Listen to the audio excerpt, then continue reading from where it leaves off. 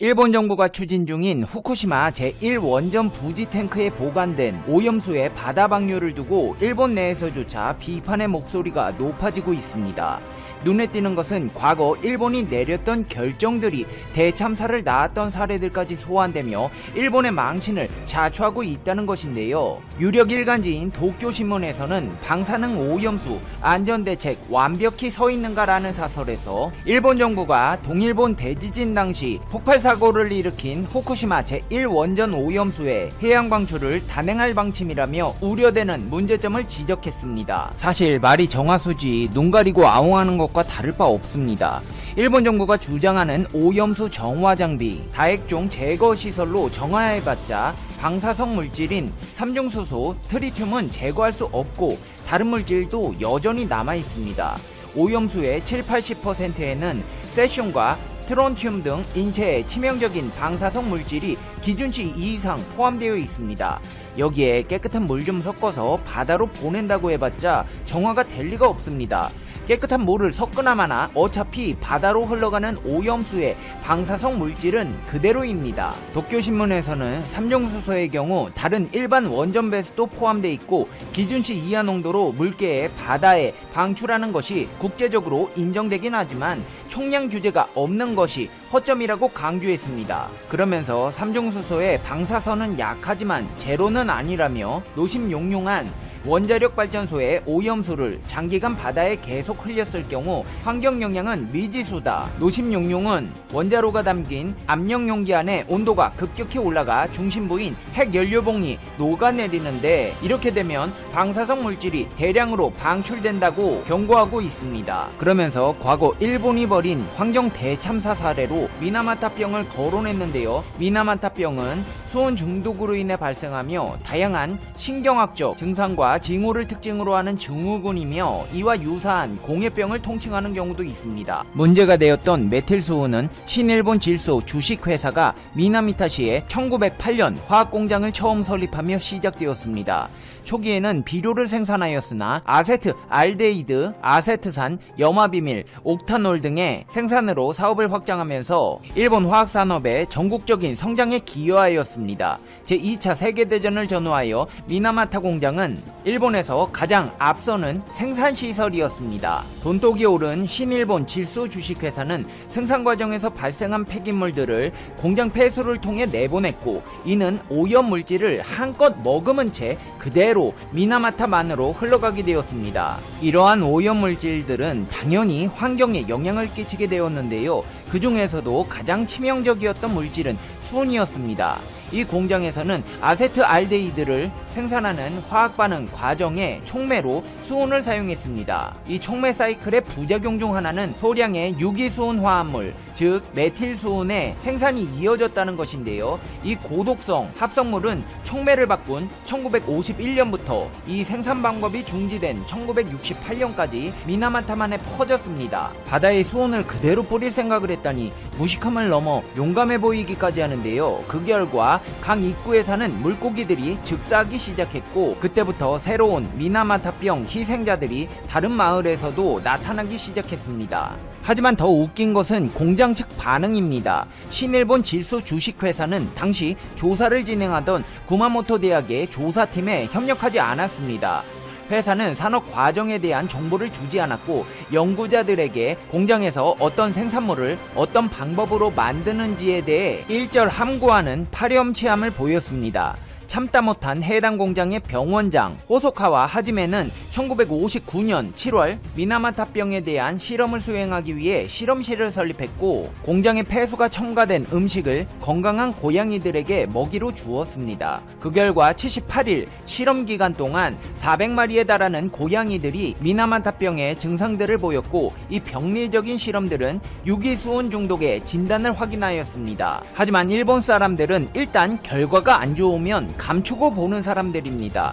공장 측에서는 이 중대한 결과를 조사자들에게 드러내지 않았고 오히려 실험을 진행하던 호소카와 병원장에게 그의 연구를 멈추라고 지시하였습니다. 더 웃긴 것은 이를 접한 일본인들의 반응인데요. 당시 일본 산업에서 한 축을 담 담당하던 기업의 공장 운영 중단을 원치 않았던 단체들은 이 공장의 폐수가 깨끗하다며 유기수온 이론을 부정하기 위해 병의 다른 원인을 찾는 연구에 투자했습니다. 사람 건강이야 어떻게 되든지 말든지 간에 돈에 눈이 돌아가 어떻게든 돈벌이에 나서겠다는 것이었습니다.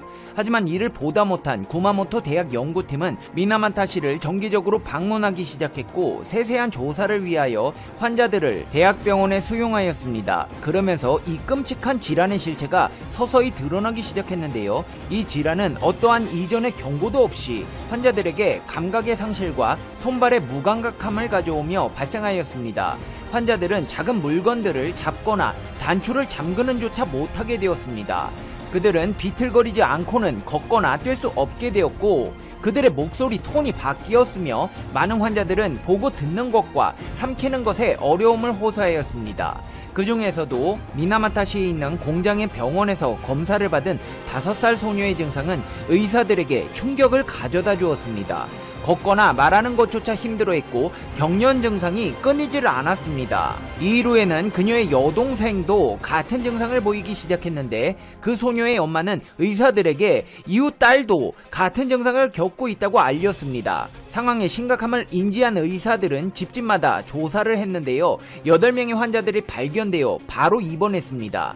결국 병원장은 지역의 공공건강소에 유행하고 있는 원인 불명의 중앙신경계 질병에 대한 발견을 보고했고 그 전염병을 조사하기 위해 시정부와 여러 의사들이 이상질병대책위원회를 개설했습니다. 조사 도중 위원회는 충격적인 진실을 확인하게 되는데요. 환자들 집 주위의 지역에 고양이들과 다른 야생 생물들이 이상 행동을 보인다는 것이었습니다. 고양이들이 경련을 일으키고 미친 것처럼 보이다 죽어가는 현상을 보였고 주민들은 고양이들의 불규칙적인 움직임 때문에 그것을 고양이 춘병이라고 불렀습니다. 까마귀들이 하늘에서 떨어졌고 바다에서 해초가 더 이상 자라지 않게 되었으며 바다 표면에서 물고기들이 떠올라 죽었습니다. 일반적으로 이러한 증상들은 악화되었고 심각한 경련, 혼수 상태에 빠진 후에 결국 죽음이 뒤따랐습니다. 구마모토 대학의 연구원들은 희생자들이 대개 같은 가족의 구성원들이고 미나마타만의 바닷가를 따라 어촌에 모여 산다는 것을 발견하였습니다. 희생자들은 주로 미나마타만의 물고기와 갑각류를 먹고 살았고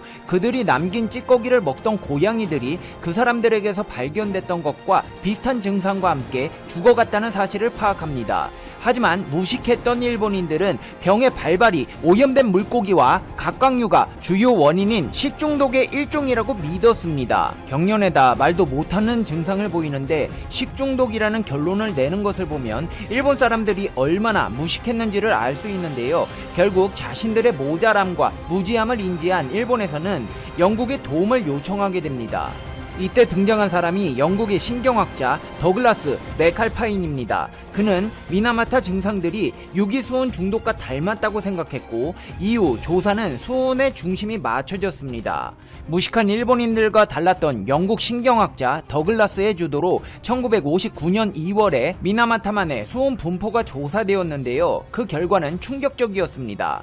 많은 양의 수온이 물고기와 갑각류 그리고 만의 진흙에서 발견되었습니다. 공장 폐수관 안에서 가장 농도가 높았고 바다로 나갈수록 농도가 감소함으로써 공장이 오염의 원인으로 명확히 확인되었습니다. 그리고 환자 파악을 위해 미나마타병의 희생자들과 일반적인 미나마타 시민들에게 머리카락 샘플을 채취했는데요. 환자들에게서는 가장 높은 수온 레벨이 705ppm을 기록하였고 증상이 없는 미나마타시 거주자들에게서는 191ppm이 기록되었습니다. 이게 얼마나 높은 수치냐 하면 미나마타시 바깥에 사는 사람들의 평균 수치가 4ppm이었던 것과 비교해봤을 때 200배에 못 미치는 수치였습니다. 원인을 알아낸 미나마타 식중독 분과위원회는 미나마타병이 주로 중추신경계에 영향을 주는 중독증이라는 발표를 하게 됩니다. 미나마타만과 그 주위에 사는 어패류를 다량 소비한 것이 원인이고 가장 주된 원인 물질은 유기수온 화합물이라고 발표했습니다. 2001년까지 공식적으로 2265명의 환자가 확인되었는데요. 과연 보상은 잘 이루어졌을까요?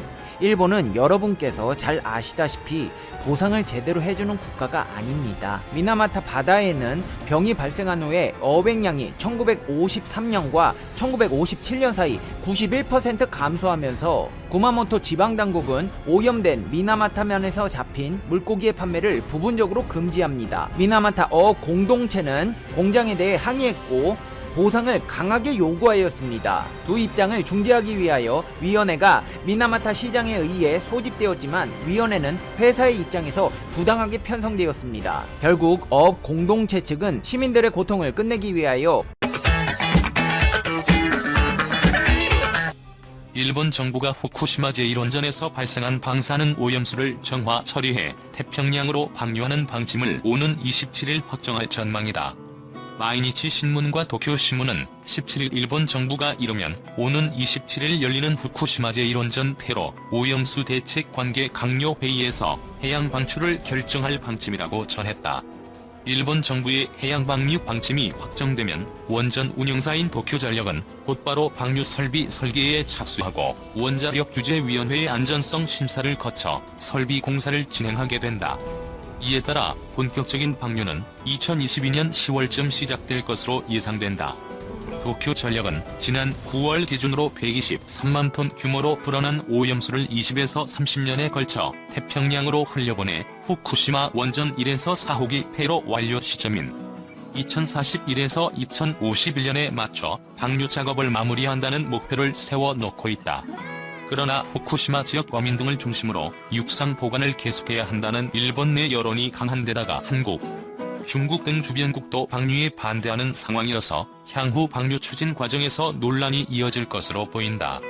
가지야마 히로시 경제산업상은 16일 오염수 처분 방법의 결정 시기에 대해 수량이 날마다 증가하는 것을 고려하면 언제까지나 방침을 결정하지 않고 미룰 수는 없다며 조만간 결정하겠다는 뜻을 밝혔다.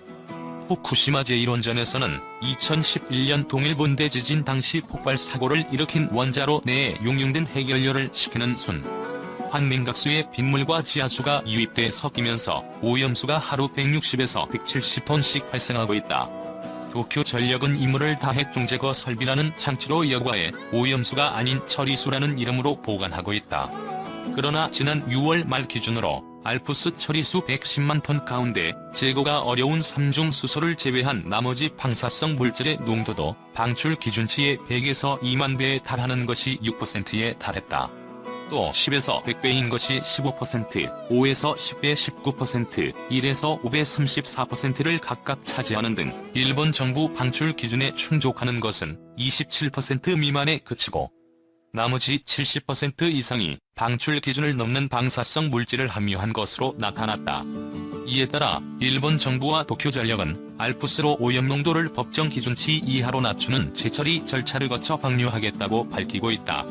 방사선을 내는 수소 동위원소인 트리튬에 대해선 세계보건기구 식수 기준을 충족할 수 있을 만큼 물로 희석해 일본 기준치의 40분의 1 이하로 농도를 낮춘 뒤 방류할 계획이라고 설명하고 있다. 도쿄전력은 최근 알프스를 이용한 재처리 효과 검증 시험에서 트리튬 이외 주요 8개 방사성 물질 농도를 기준치의 2190배에서 6분의 1 수준으로 낮출 수 있었다고 발표했다. 하지만 알프스에서 농도를 낮추는 대상인 62개 핵물질에 포함되지 않은 탄소 14가 원래 예상했던 수준 이상으로 처리수에 포함된 것으로 밝혀지는 등 알프스의 성능에 의구심이 일고 있다. 특히 트리튬의 경우 농도를 낮추더라도 장기간에 걸친 방출 총량은 같기 때문에 해양 방출이 지구촌 생태계에 미치는 영향은 마찬가지라는 지적도 나오고 있다. 후쿠시마 원전 오염수 120만 톤을 기준으로 한 트리튬 함유 총량은 약 860조 베크렐이다. 도쿄전력은 2022년 10월쯤이 되면 증설분을 포함해 총 137만 톤 규모의 오염수 저장 탱크가 꽉 차 육상 보관이 불가능해지고 앞으로 본격화할 폐로를 위해서는 작업 공간도 확보해야 한다는 이유로 방류를 고집하고 있다. 일법원 또 조선학교 고교 무상화 제외 위법하냐 판결. 일본 정부가 제1본 조선인 총연합회 계열인 조선학교를 고교 수업료 무상화 대상에서 제외한 정책이 법에 어긋나지 않는다는 판결이 또 나왔다. 교도통신에 따르면 히로시마 고등재판소는 16일 히로시마 조선학교 운영법인과 졸업생이 일본 정부를 상대로 무상화 대상에서 조선 학교를 제외한 처분의 취소와 약 6천만 원의 손해배상을 요구한 소송의 항소심에서 원고 측 청구를 기각했다. 2심 재판부는 조선 학교가 북한과 조선 총련의 영향을 받고 있어 무상화 자금이 수업료로 충당되지 않을 우려가 있다는 피고 측 주장을 받아들인 원심 판결을 그대로 인정했다. 미키 마사유키 재판장은 조선 총련이 조선학교 교육 내용 등에 영향을 미친다는 공안조사청 자료와 보도를 근거로 학교 운영이 적정한지를 둘러싼 의혹이 있다며 문부고 학생이 무상화 대상에서 조선 학교를 제외한 처분을 재량의 일탈로 볼 수 없다고 판결 이유를 밝혔다. 이로써 일본 전역에서 제기된 같은 취지의 소송에서 일본 정부 정책을 지지하는 쪽으로 속속 결론이 난 셈이 됐다. 이날 판결 후 히로시마 조선학교에서 원고와 지원자 250여 명이 모여 법정 싸움을 계속하기로 결의했다. 한 고등부 3학년 여학생은 전체 학생을 대표해 민족에 관해 배우는 것이 주인가라며 권리를 쟁취하기 위해 앞으로 계속 나아갈 것이라고 말했다고 교도통신은 전했다. 원고 측은 상고할 방침이다. 일본의 고교 무상화 정책은 공립고에선 수업료를 받지 않고 사립고 학생들에게는 연간 12만에서 24만 원의 취학지원금을 주는 옛민주당 정권의 핵심 정책으로 2010년 4월 시작됐다. 외국인 학교 학생들도 지급 대상이지만 2010년 11월 북한의 연평도 포격 사건을 계기로 한 나오토 당시 총리가 지시해 조선학교는 적용이 보류됐다. 이어 제2차 아베 신조 정권 출범 후인 2013년 2월 지원 대상에서 조선학교를 제외하는 법령이 확정됐다. 이에 반발해 조선학교 학생 등은 도쿄, 나고야, 히로시마, 오사카, 후쿠오카 등 일본 전역 5곳에서 무상화 배제 정책에 맞서는 소송을 제기했다. 그러나 그간 나왔던 1, 2심 판결 가운데 오사카 지법에 일본 정부가 모두 승소했고 오사카에서도 2018년 9월 2심에서 원고가 패소했다. 특히 일본 최고재판소가 지난해 8월 도쿄 조선중고급 학교 출신 학생 61명이 제기한 같은 소송의 상고심에서 원고 청구를 기각해 고교 무상화 정책에서 조선학교를 배제한 것이 위법하지 않다는 판결이 처음으로 확정됐다. 이후 오사카와 나고야 소송도 원고 패소로 종결됐다. 이 때문에 이번 히로시마 고등재판소 판결 내용은 어느 정도 예상됐던 것이고 원고 측이 상고하더라도 결과를 낙관하기 어려운 상황이다. 원고 측은 일본 정부가 무상화 대상에서 조선학교를 뺀 것은 정치적 이유에 근거한 처분이자 제1조선인 사회에 대한 차별이라고 강조해왔다. 그러나 피고인 일본 정부는 조선학교가 조선 총련과 밀접한 관계인 점을 들어 지원금 및 수업료로 쓰이지 않을 우려가 있다며 지급 대상 요건을 충족하지 않는다고 주장하고 있다. 이런 상황에서 일본 정부는 지난해 10월 인상한 소비세 재원을 사용해 유치원과 보육원 무상화 제도를 도입하면서도 조선학교 관련 시설을 적용 대상에서 제외했다. 제1조선인 학부모들은 이를 차별